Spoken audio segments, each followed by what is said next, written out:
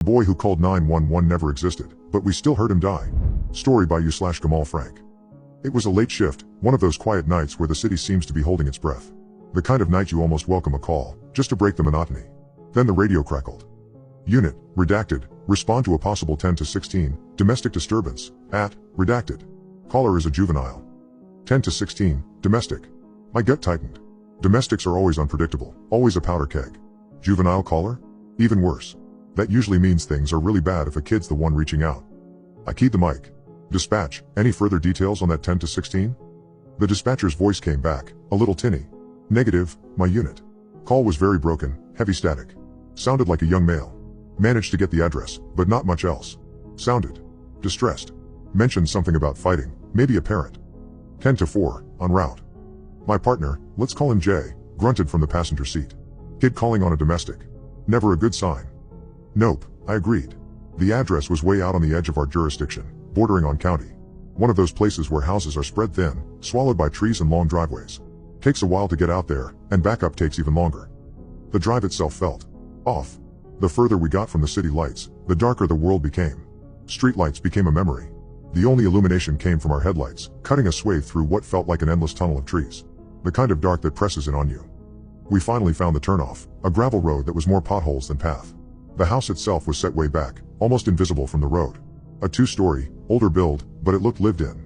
Maybe a bit unkempt, toys scattered on the porch, that kind of thing. All the windows were dark. A single car, an older sedan, was parked in the driveway.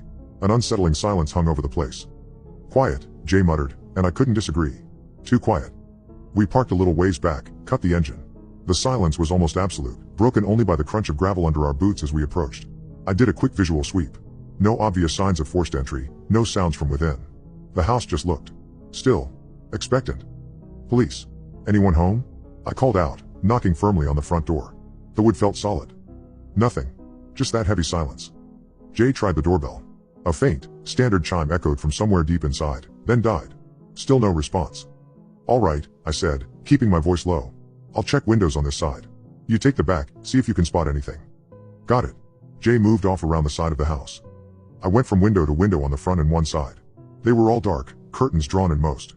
I cupped my hands around my eyes, trying to peer in through a gap in one, but it was like looking into a void. My flashlight beam just got swallowed by the blackness. A prickle of unease started to crawl up my spine. This wasn't just a quiet house, it felt wrong. Then it happened. A sudden, brilliant flash from an upstairs window, almost blinding. Followed instantaneously by the unmistakable, booming crack of a gunshot. Muffled, but definitely a gunshot from inside. My heart hammered. Jay came running back around the corner, eyes wide. You hear that? Gunshot, upstairs, I yelled, already moving towards the front door. Dispatch, shots fired at the vague rural route descriptor, location. We're making entry. No time for pleasantries now. I kicked the door hard, right near the lock.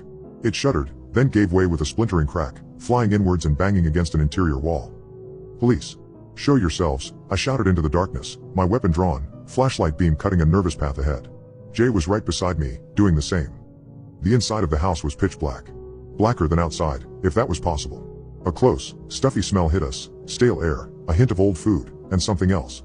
Something metallic, almost like copper, faint but there. The air was heavy, cold. Colder than it should have been. Police. If you're in here, make yourself known. Jay's voice echoed unnervingly. We moved slowly, methodically. Standard room clearing, what we're trained for. Flashlights darting into corners, weapons ready. The silence was back, thick and oppressive, broken only by our own breathing and the occasional scuff of our boots on the hardwood floor. Anyone who fired that shot, come out slowly with your hands in the air, I commanded, my voice tight. Still nothing. It felt like we were shouting into a vacuum. We cleared the small entryway, moved into what looked like a living room. Furniture was ordinary, if a little cluttered. A TV, a sofa, kids' toys scattered on the floor. It looked like a family lived here. A family that had suddenly stopped. Then, a flicker of movement in the periphery of my flashlight beam, at the far end of a hallway leading deeper into the house. Freeze. Police. A small figure. A kid. Darting across the hallway. Looked like a boy, maybe 10 or 12. He was running, desperation in his movements, his small face a pale blur in the split second I saw him. Before I could even process it, before I could shout another command, another figure stepped out from a doorway just beyond where the kid had run. Taller. Older. Holding something long. A shotgun. My blood ran cold. It all happened in a split second. The older boy, teenager, maybe, raised the shotgun. Another blinding flash, another deafening roar that seemed to suck all the air from the hallway. The little kid crumpled. Just dropped. Like a puppet with its strings cut. No. I screamed, raw, instinctive. Jay and I both opened fire. Our service weapons barked, muzzle flashes momentarily illuminating the horrifying scene. We emptied half our magazines at the figure with the shotgun. Our bullets. They went through him. I saw them. Saw the rounds pass through his form as if he were made of smoke, impacting the wall behind him with dull thuds. He didn't even flinch. He just stood there, the shotgun still smoking. Then, he turned his head. Slowly. And looked right at us. I couldn't see his face clearly in the shifting flashlight beams, but I felt his gaze. Cold. Empty. He raised the shotgun again, leveled it at us. Jay and I both braced, instinctively flinching, expecting the impact, the pain. He fired. The flash, the roar. Nothing. We were still standing. Untouched. Adrenaline coursed through me, hot and sickening. My ears were ringing. And then, he was gone. The older boy, the shotgun, vanished. Just not there anymore. I swung my flashlight wildly. The hallway was empty. Jay was doing the same, his breath coming in ragged gasps. What the hell was that? He stammered. My light found the spot where the younger boy had fallen. He was gone too. No body. No blood. Nothing. Just the clean floorboards and the pockmarks on the wall where our rounds had hit. My mind was reeling. Hallucination? Mass hysteria? But we both saw it. We both fired our weapons. The smell of gunpowder from our guns was thick in the air, mingling with that faint, phantom scent. Did we just imagine that? I asked, my voice barely a whisper. No way, Jay said, his voice hoarse. No damn way. I saw it. I shot at him. We stood there for a long moment, the silence pressing in again, now laced with an icy, unnamable dread. This wasn't a domestic. This wasn't anything we'd ever trained for. We need to clear the rest of the house, I said, trying to inject some normalcy, some procedure back into the situation. But my hands were shaking. Check upstairs. That's where the first shot came from. Jay nodded, looking pale but resolute. Right. We moved towards the stairs, every creak of the old wood under our boots sounding like a gunshot in the oppressive silence. The stale air smell was stronger up here. Each step felt like we were descending further into a nightmare, not climbing. The upstairs landing was small, leading to a few closed doors. We checked the first one. A child's bedroom, clothes strewn about, posters on the wall. Empty. The second, a bathroom, towels on the floor. Equally silent. The chill in the air seemed to deepen. The last door at the end of the hall. It was slightly ajar. I pushed it open slowly with the barrel of my gun, Jay covering me. My flashlight beam pierced the darkness. A bedroom. A large bed in the center, unmade. And on the bed, two shapes. Vague outlines under a rumpled duvet. As my light hit them, the scene replayed. The older boy was there again. Standing beside the bed, shotgun in hand. He looked younger, somehow, his face contorted in something that wasn't quite rage, wasn't quite pain. More like a terrible, hollow resolve. He raised the shotgun. Aimed it at the figures in the bed. Don't, I yelled, even though some part of me knew it was useless. He fired. Once. Twice. The flashes lit up the room, the roars deafening. The figures on the bed. They didn't move. Then he turned. That same slow, deliberate turn. And he saw us. Standing in the doorway. There was no surprise on his face. Just that same chilling emptiness. He raised the shotgun towards us again. Fired. Again, the flash, the roar. Again, nothing hit us. And then, just like before, he flickered and vanished. The figures on the bed. Gone. The room was empty. No bodies. No blood. No spent shells. Just the lingering smell of phantom gunpowder and the suffocating weight of what we just witnessed. Twice. This was madness. Sheer, unadulterated madness. Okay, Jay said, his voice strained, I'm officially losing my damn mind. Me too, I managed. Let's try dispatch again. I fumbled for my radio. Dispatch, unit, my unit, can you copy?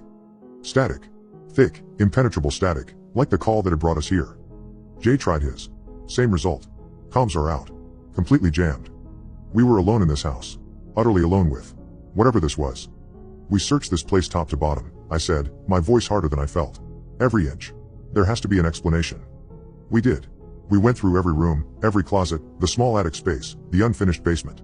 Nothing. No bodies, no fresh bloodstains, no weapons, no signs of a struggle beyond what we'd seen happen. The house was just a house. A recently lived-in house where something terrible had clearly occurred, but all physical evidence of the victims and perpetrator had vanished, leaving only these impossible echoes. It was like the house was a stage, and we'd stumbled into a performance of some horrific, never-ending play. Exhausted, frustrated, and deeply unnerved, we ended up back in that upstairs bedroom. Jay walked over to the window, the one where we'd seen the initial flash. He stared out into the moonlit backyard. The moon was high now, casting long, eerie shadows. He was quiet for a long time. Then, "Hey, come look at this." I joined him. The backyard was mostly grass, a bit overgrown around the edges, a swing set standing forlornly to one side. But under the pale moonlight, you could see them. Patches. Rectangular patches in the earth, slightly sunken, where the grass was disturbed, darker. They were faint, easily missed in daylight, or from ground level. But from up here, with the angle of the moonlight. "What are those?" Jay asked, but I think we both knew. My stomach churned. He'd been in the backyard earlier. He hadn't mentioned seeing anything like this then. The angle, the light, it all mattered. "Let's get outside," I said. "Try comms again from there." We practically ran out of that house. The fresh night air, even though it was cold, felt like a blessing after the stale, charged atmosphere inside. My radio crackled to life the moment we cleared the porch. "My unit, dispatch, what's your status? We've been trying to reach you." Relief washed over me, so potent it almost buckled my knees. "Dispatch, unit, my unit. We're outside the residence. We need backup. And CSI. And maybe a priest, I don't know." "What's the situation, my unit?" I took a deep breath. "Dispatch, we have what appear to be graves. In the backyard. Multiple." The silence on the other end was telling. Then, 10-4, my unit. Backup and relevant units are en route. ETA 20 minutes. We waited, flashlights trained on those patches in the backyard, the house looming dark and silent behind us. It felt like it was watching us. When backup finally arrived, along with the detectives and the CSI van, it was like a dam bursting. The sheer normalcy of other officers, of procedure, was a lifeline. We gave our preliminary statements, trying to make sense of what we'd seen, leaving out the impossible parts for now. No one would believe us. Not yet. The CSI team got to work on the patches. Shovels bit into the soft earth. It didn't take long. They found them. 3 bodies. 2 adults, a male and a female, in one shallow grave. Consistent with what we'd seen in the upstairs bedroom. The decomposition suggested they'd been there for a few days at most. In a separate, even shallower grave, they found the younger boy. He too looked like he'd been there for only a couple of days. The bodies were bagged and transported to the morgue. The coroner wouldn't give any on-site preliminary beyond confirming they were deceased and the state of decomposition. We'd have to wait for the official autopsy for causes of death. The house was processed. They found our spent casings, the bullet holes in the wall of the hallway. But nothing else. No other weapon, no other shells, no blood that wasn't ours. Jay had nicked his hand on the broken doorframe. And the older brother. The shooter. No trace of him. Not in the house, not in any of the graves. He was just gone. As if he'd stepped out of the scene once his part in the replay was done. Days later, the full coroner's report came in. The parents had died from shotgun wounds. Multiple. Executed. The boy was different. He had injuries, a shotgun shot injured him badly. But the official cause of death? Asphyxiation due to suffocation. Dirt found deep in his lungs. He'd been buried alive, injured but still breathing. My blood turned to ice all over again, colder this time. The static-filled call. The distressed juvenile. He'd called from under the ground. He'd been calling for help as he was dying, as the earth pressed in on him. And the house. The house had shown us. It had replayed the tragedy. His final moments, his family's murder. We never found the older brother. The case went cold, another unsolved family annihilation, with a supernatural twist that no official report would ever contain. Jay and I, we talked about it, just once, a few weeks later. We agreed we saw what we saw. We agreed never to talk about it to anyone else on the force. They'd think we were crazy. Maybe we were. But I know that house is still out there. And sometimes, late at night, when the radio's quiet, I can almost hear that static. And a little boy's voice, crying out from the dark. I don't sleep much anymore.